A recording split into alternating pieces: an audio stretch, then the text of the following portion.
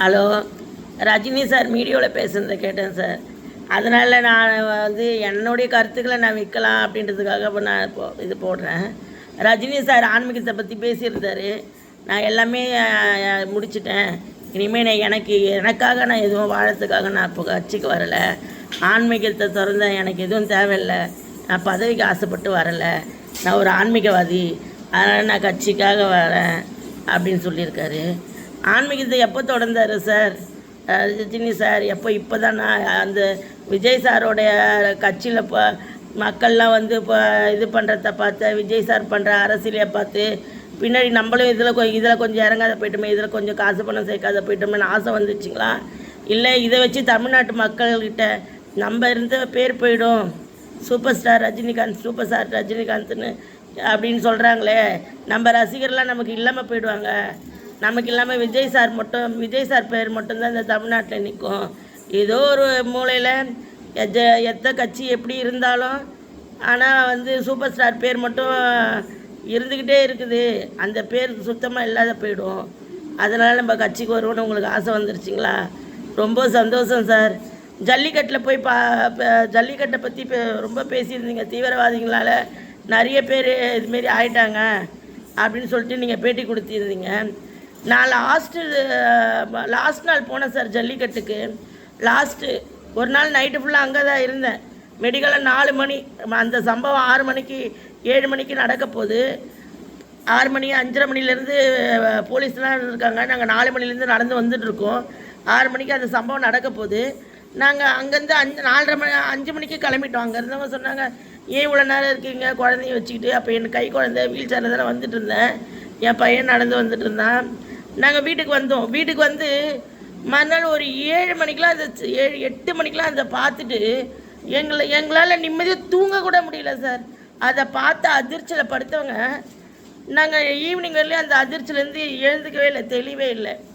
எங்களுக்கு அந்த அளவுக்கு ஒரு இதுவாக இருந்தது சார். தீவிரவாதிக்கு இதை பண்ண போகிறாங்கன்னு உங்களுக்கெல்லாம் முன்னாடியே தெரிஞ்சிருக்குங்களே.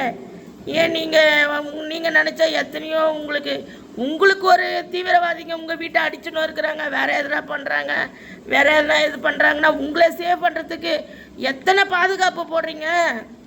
நீங்கள் நினச்சா உங்கள் ரசிகர்கள் அதில் ஒரு 100 பேருக்கு இருக்க மாட்டாங்களா?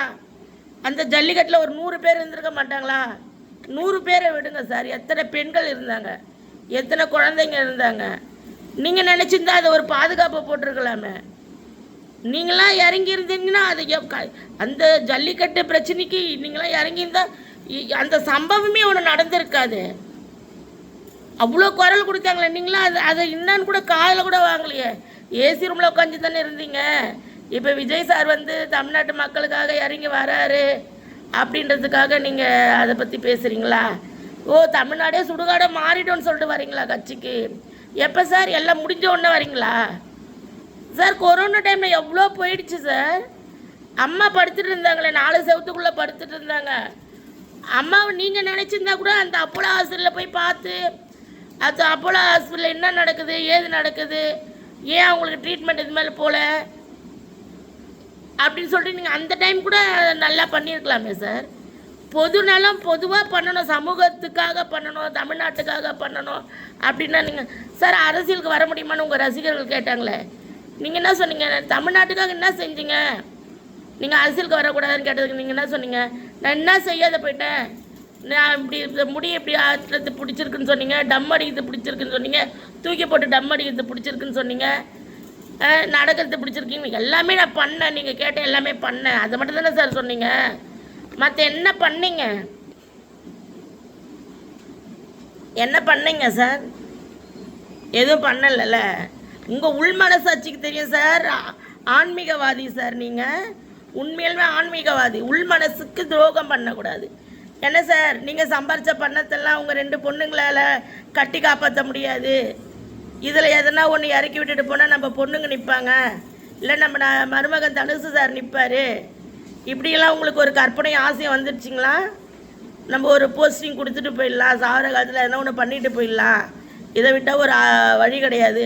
பெரிய பெரிய விஐபிங்க உங்களுக்கு தெரியுன்றதுனால பெருசாக கூப்பிட்டு ஒரு பேட்டி எடுத்து எல்லாரையும் நம்ம இது பண்ணோம்னா உங்களுக்காக 100 பேர் நிற்பாங்க நான் கோடிக்கணக்கில் நின்றுடுவாங்க, உங்களுக்கு ஓட்டு போட்டுருவாங்க அப்படின்றதுக்காக நீங்கள் எடுத்து வேலை செய்கிறீங்களே சார். சார் உங்களுக்கு வயசு என்ன இப்போ வந்து செய்கிறீங்க பார்த்துங்க சார். அந்த தொகுதியை பற்றி சொல்கிறதுக்கே உங்கள் வாய் தடுமாறுது. 248 தொகுதியோ 28 தொகுதியோ நீங்கள் சொன்னீங்க, எனக்கு அது கூட சரியாக சொல்ல தெரியாது. ஆனால் அந்த தொகுதியை பற்றி சொல்கிறதுக்கே உங்கள் வாய் தடுமாறுது, உங்கள் வயசு தடுமாறுது. 10 வருஷத்துக்கு முன்னாடி தான் சார் கேட்டாங்க, 10 வருஷத்துக்கு முன்னாடி தான் கேட்டாங்க நீங்கள் ஆட்சிக்கு வர முடியாதான்னு. அப்போலாம் நான்லாம் ஏதோ ஒரு மூலையில் நான் ஒரு வீட்டுக்குள்ளே அதுங்க பார்த்துட்டு இருந்தேன். அப்போல்லாம் அம்மா உயிரில் அம்மா படுத்துட்டு இருக்காங்க. அப்போ அந்த ஆட்சி எடுத்து நடத்துறதுக்கும் ஆள் இல்லை, இங்கே போட்டிக்கும் ஆள் இல்லை. மக்கள் எவ்வளோ, அதுக்கப்புறம் அம்மா செத்ததுக்கப்புறம் அந்த ஆட்சி ஜெயிச்சதுக்கப்புறம் 5 வருஷம் மக்கள் எவ்வளோ கஷ்டப்பட்டாங்க. அதுக்கப்புறம் மறு ஆட்சி வந்து நாங்கள் நம்பி ஓட்டு போட்டு அதில் எவ்வளோ கஷ்டப்பட்டுருக்கோம் சார். இவங்க செய்யலை அவங்க செய்யலைன்றதுக்காக பேச வரல, இன்னொரு போட்டின்னு வரவே தான் இவங்களே செய்கிறாங்க. நான் அது ஒரு இந்த வயசில் அவரு தைரியமாக இறங்கி பண்ணுறாருல்ல. அவரை பிடிச்சி தள்ளந்த பார்த்துருக்கீங்களா காரில் ஏறும்போது அந்த கூட்டத்தில்?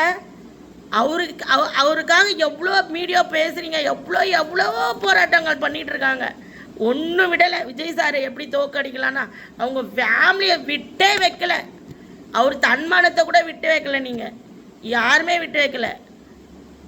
அப்படி பண்ணி வந்திருக்காரு. அதெல்லாம் இதெல்லாம் நீங்கள் முன்னாடியே யோசிச்சிங்கல்ல. மீடியாவை கண்டு தான் பயந்தானே. அந்த மீடியாவை பார்த்து அவர் பயப்படல சார்.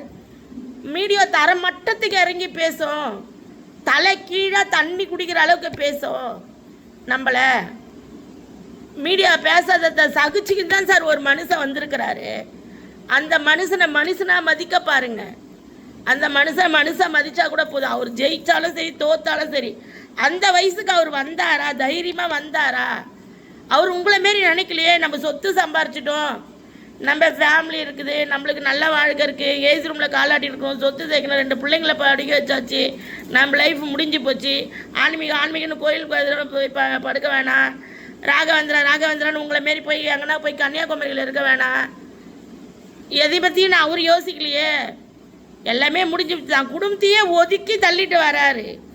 தான் குடும்பத்தை ஒதுக்கிட்டு தள்ளிட்டு வரவே தான் தான் கணவர் எங்கே தனக்கு மட்டும் இருக்க வேண்டிய கணவர் நம்ம 10 நிமிஷம் பேசக்கூட டைம் இல்லாமல் போயிடுமோ, அரசியலுக்கு போனால் நம்ம தப்பு பண்ணிட்டோமோன்னு நினச்சி அவங்க கோர்ட்டுக்கு போனாங்களா கோர்ட்டுக்கு போலையான்றதுலாம் தெரியாது. அதனால் அவங்க டைவர்ஸ் கூட பண்ணிடலாமா, அப்போனாச்சும் இந்த கட்சி விட்டு வந்துடுவாரா, அவங்களுக்கு ஒரு போராட்டம். பசங்களுக்கு நம்ம அப்பா கூட 1 மணி நேரம் பேச முடியாமல் போயிடுமோ அப்படின்னு அவங்களுக்கு ஒரு பதற்றம். எல்லாம் குடும்பமே சேர்த்து அழுத்தி அமுத்தி எது பண்ணாலும் இந்த நாட்டுக்காக வந்து நிற்கிறாரு. அவர் வர வேண்டிய அவசியமே இல்லை சார். உங்களுக்கு கோடியாக சம்பாதிக்கலாம், உங்களுக்கு ஈக்குவலாக சம்பாதிச்சிருக்காரு. அந்த சம்பாதனை வச்சுன்னு உங்கள் வயசு வரலையும் தாராளமாக சுகந்தமாக இன்னும் நிம்மதியாக கூட வாழ்ந்துட்டு போயிட முடியும். இந்த வயசுக்கு வந்து உங்களை நீங்கள் அசிங்கப்படுத்திக்காதீங்க சார். இதுக்கு மேலே நீங்கள் பேட்டி கொடுத்து யாரை ஏமாத்துறதுக்காக பேட்டி கொடுக்குறீங்க? இதுக்கு மேலே நீங்கள் இந்த சமுதாயத்தை தூக்கி போலீஸ் பாதுகாப்பை பற்றி பேசுகிறீங்க. எங்கே சார் போச்சு ஜல்லிக்கட்டில் அத்தனை பேர்? நீங்கள் நினச்சிருந்தா போலீஸை பற்றி இனிமேல் நீங்கள் நல்ல போலீஸுங்களாம் அமைச்சு நல்ல சொல்லுங்க. இருக்கிற போலீஸை நல்ல போலீஸ்லன்னு யார் சார் சொன்னது? இருக்கிற போலீஸ்லாம் நல்ல போலீஸ்லன்னு யார் சொன்னது? கட்சிக்காரங்க கொள்ளடிக்கிறாங்க, கட்சிக்காரங்க செய்ய சொல்கிறாங்க, உண்மையாக இருக்க விடலை. அவங்களே லஞ்சம் வாங்கி தின்னும்போது போலீஸ் மட்டும் உண்மையாக இருக்கணும் அவசியமே இல்லைன்றதுனால தான் இருக்கிறாங்க. ஆனால் உண்மையிலுமே எங்களை மாரி அடிமட்ட மக்கள் போய் நின்னோம்னா பணக்காரங்க கிட்ட பிடுங்குற மாரி எங்களை மாரி இருக்க ஏழைங்க கிட்ட பிடுங்குறதே கிடையாது. நாங்கள் எங்கள் கையில் ஒரு 50 ரூபா கொடுத்தா கூட அதை சந்தோஷமாக வாங்கி நான் எங்கள் பக்கம் 100% தப்பு இருந்தால் கூட மன்னிச்சு விட்டுட்டு போகிற போலீஸுங்க நாங்கள் நிறைய பார்த்துருக்கோம். இப்போ வந்து நீங்கள் அரசியலை பற்றி பேசிகிட்டு இருக்கீங்க. நீங்கள் வந்து நல்ல கட்சி நிற்க போகிறீங்க, நிறைய விஐபிங்களை கூப்பிட்டு உங்கள் தலைமைக்கு நிறைய விஐபிங்க தெரியும், விஐபிங்க கூட இது பண்ண தெரியும், அதை பண்ண தெரியும், அதனால் பெரிய இதுக்கு வருவீங்களா சார்? நீங்கள் அந்த இதுக்கு வந்தால் கூட உங்கள் மனசாட்சி ஜெயிக்காது. ஆண்டவன் நீங்கள் யாருன்னு காட்டுறதுக்காக தான் சார் இவ்வளோ நாள் உங்களை உயிரோடையே விட்டு வச்சுருக்காரு. நீங்கள் இமயமலை வரலையும் போய் பழைச்சி வந்ததுக்கு உங்களை வந்து நீங்கள் எப்படியா இருந்தாலும் உங்கள் பணத்தை வச்சு நீங்கள் பழைச்சிட்டுன்னு நினைக்காதீங்க. அந்த ஆண்டவன் நினச்சிருக்கான் உங்களுடைய முகத்திரையை கிழிக்கணும் அப்படின்னு. உங்களுக்கு இவ்வளோ பொறாமை இருக்குது. இன்னும் பணத்து மேலே ஆசை விடலை. இன்னும் பணத்தை சம்பாரித்து ஆந்திராவில் எதுவுமே கொட்ட முடியுமா? இல்லை நம்ம பொண்ணுங்களுக்கு என்ன பண்ண முடியும்? நம்ம மருமனை ஒரு பதவியில் உட்கார வச்சுட்டு போயிடலாமா? இல்லை 2 மருமனை பதவியில் உட்கார வைக்கிறீங்களோ இல்லையோ, ஆனால் 2 பொண்ணையும் பொண்டாட்டியும் தூக்கி உட்கார வச்சுருவீங்க. அதனால் நீங்கள் தாராளமாக கட்சிக்கு வருவீங்க அப்படின்ற அந்த ஆசை விட்டு போல. அதுக்காக நீங்கள் கட்சிக்கு வரணும்னு ஆசைப்பட்றீங்க. வாங்க கடவுள்னு ஒருத்தர் இருக்கார்ல, பார்த்துக்கலாம்.